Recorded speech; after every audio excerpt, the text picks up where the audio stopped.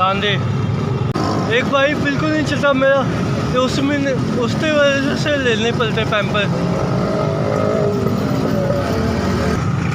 भाई सब यही पैक करके स्प्राइट देते। हम 3 भाई है, एक भाई बिल्कुल नहीं चलता, एक भाई बिल्कुल ठीक है और एक मैं हूँ। तो उसके पैम्पर लेने होते, इसलिए मेहनत करता हूँ मैं।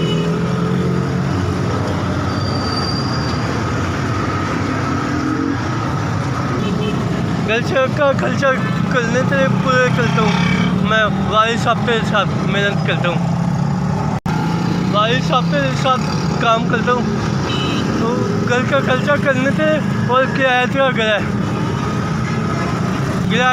किराए का घर है, इसलिए खर्चा करता हूँ। वालिद साहब के साथ मेहनत करता हूँ मैं।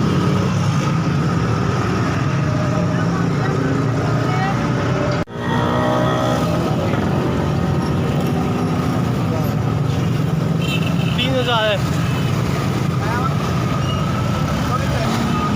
3,000 है। अल्लाह बोल दे उसको जिसने 3,000 दे मुझे, अल्लाह उसके काम में बरकत दे और ज़िंदगी में तंदुरुस्ती अता फरमाए। ऐसे इसका बहुत शुक्रिया अदा हूँ मैं जिन्होंने ये पैसे मुझे पहुँचाए।